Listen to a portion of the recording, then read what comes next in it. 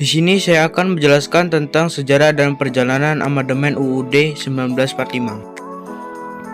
Amandemen UUD 1945 adalah proses perubahan atau perbaikan yang dilakukan terhadap Undang-Undang Dasar 1945 UUD 1945 yang merupakan dasar negara Indonesia.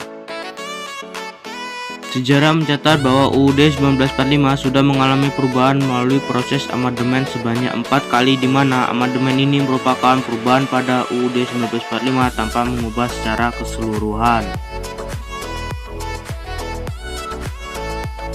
Amandemen UUD 1945 pertama. Pada tanggal 19 Oktober 1999, amandemen pertama UUD 1945 disahkan oleh Keputusan SU MPR 14-21 Oktober 1999. Inti dari amandemen ini adalah untuk mengurangi kekuasaan presiden yang dianggap terlalu kuat dengan mengubah sistem pemerintah dari eksekutif menjadi lebih seimbang antara eksekutif, legislatif, dan yudikatif. Amandemen UUD 1945 kedua. Pada tanggal 18 Agustus 2000, amandemen kedua UUD 1945 disahkan oleh Sidang Umum MPR 7-8 Agustus 2000. Isinya adalah perubahan yang ditujukan untuk meningkatkan pemerintah daerah, DPR, dan kewenangannya, lembaga negara, dan lagu kebangsaan. Amandemen UUD 1945 ketiga. Pada tanggal 10 November 2001, amandemen ketiga UUD 1945 disahkan melalui sidang tahunan MPR 1-9 November 2001. Isinya adalah bentuk dan kedaulatan negara, kewenangan MPR, kepresidenan, impeachment, keuangan negara, dan kekuasaan kehakiman.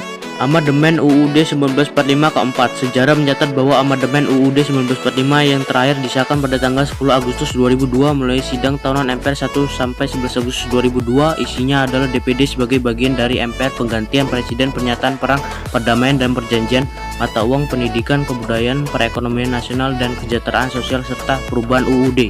Alasan UUD 1945 di amandemen: yang pertama, kurangnya sistem cek dan keseimbangan pada institusi pemerintah. Yang kedua, dominasi kekuasaan eksekutif yang terlalu kuat dengan hak prerogatif dan kekuasaan legislatif yang terlalu besar di tangan presiden. Yang ketiga, pasal 7 UUD 1945 sebelum amandemen terlalu fleksibel. Yang keempat, terbatasnya pengaturan jaminan hak asasi manusia HM. Tujuan dari amandemen UUD 1945 adalah untuk menyempurnakan aturan-aturan dasar negara seperti tatanan negara, kedaulatan rakyat, hak asasi manusia, pembagian kekuasaan, eksistensi negara, demokrasi, dan negara hukum.